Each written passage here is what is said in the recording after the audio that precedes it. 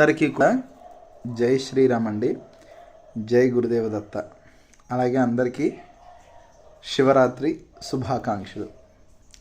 సహజంగా శివరాత్రి అనగానే అందరూ ఏం చేస్తారంటే శివుడి పాటలు, భజనలు, దాంతోపాటుగా విభూది ధారణలు, దేవాలయ దర్శనాలు, అభిషేకాలు, వీటిల్లో నిమగ్నమైపోవడాలు, సాయంత్రం అవ్వగానే కొద్దిగా పండ్లు, పలహారాలు.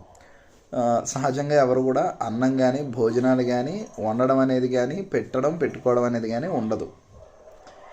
అయితే నేనైతే ఈ శివరాత్రిని ఎలా చేసుకున్నానంటే చాలా చక్కగా, నేను మునుపెన్నడూ కూడా అంటే ఇంతకుముందు ఎప్పుడు కూడా ఇంత బాగా శివరాత్రి చేసుకోలేదు అనిపించేటట్టు చేసుకున్నాను. అంటే ఎవ్రీడే నేను దత్త సేవలో భాగంగా మా ఇంటి దగ్గర ఉన్నటువంటి గ్రామసింహాలు, అంటే అదేనండి కుక్కలు, నేను వాటిని దత్తులు, పిల్లలు అంటూ ఉంటాను.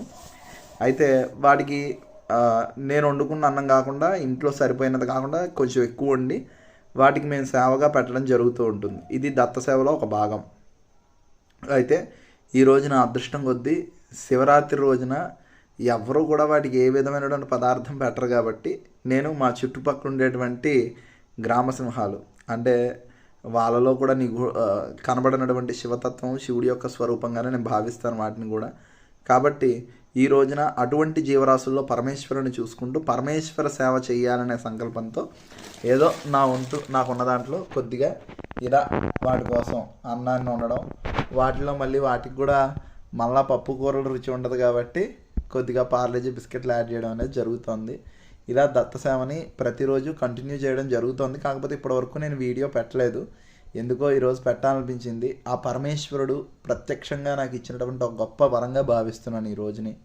కాబట్టి ఆకలితో ఉన్నటువంటి జీవరాశులకి అన్నం పెట్టేటువంటి సౌభాగ్యం, అదృష్టం ఆ పరమేశ్వరుడు నాకు ఇచ్చాడు. అలాగే మీ అందరికి కూడా ఇవ్వాలని కోరుకుంటున్నాను.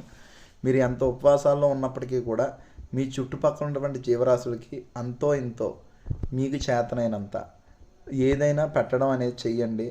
మీరు ఎంతైతే ఇలా మూగజీవాలకి పెట్టడం అనేది చేస్తారో మన యొక్క పాపం కూడా అంతగా క్షయం అవుతూ ఉంటుంది.